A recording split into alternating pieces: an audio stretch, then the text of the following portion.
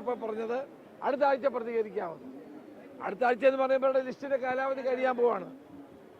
അപ്പോൾ അടിയന്തരമായി മുഖ്യമന്ത്രി ഈ കാര്യത്തിൽ നടപടി സ്വീകരിക്കണം. റാങ്ക് ലിസ്റ്റിന്റെ കാലാവധി 1 വർഷമാണ്. പലരും ഓവറേജാണ്. അടുത്തൊരു റാങ്കിൽ പെടാൻ ഇവർക്ക് കഴിയില്ല. കാരണം അവരുടെ പ്രായപരിധി കഴിയുകയാണ്.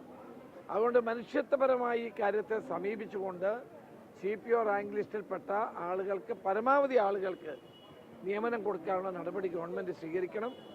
ഇതാവശ്യപ്പെട്ടുകൊണ്ട് ഞാൻ തന്നെ മുഖ്യമന്ത്രിക്ക് ഇന്നൊരു കത്ത് മുഖ്യമന്ത്രിക്ക് നൽകുന്നു.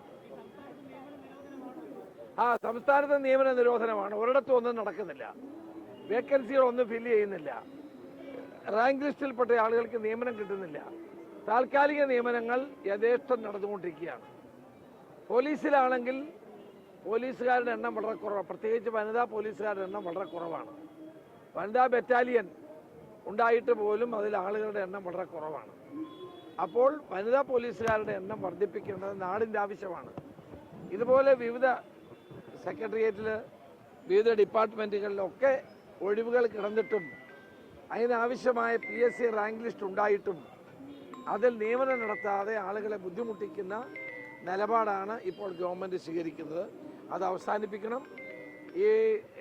ഇവർക്ക് ഈ റാങ്ക് ലിസ്റ്റിൽപ്പെട്ടവർക്ക് പരമാവധി നിയമനം നൽകാനുള്ള നടപടി ഗവൺമെൻറ് സ്വീകരിക്കണമെന്ന് ആവശ്യപ്പെട്ടുകൊണ്ടുള്ള കത്ത് ഇന്ന് തന്നെ മുഖ്യമന്ത്രിക്ക് നൽകുന്നു. അതെ, ഇന്ന് തന്നെ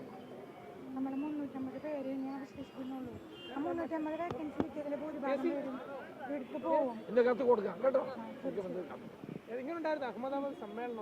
അഹമ്മദാബാദ് സമ്മേളനം കോൺഗ്രസ് പാർട്ടിക്ക് ഒരു പുതിയ ദിശാബോധം നൽകുന്ന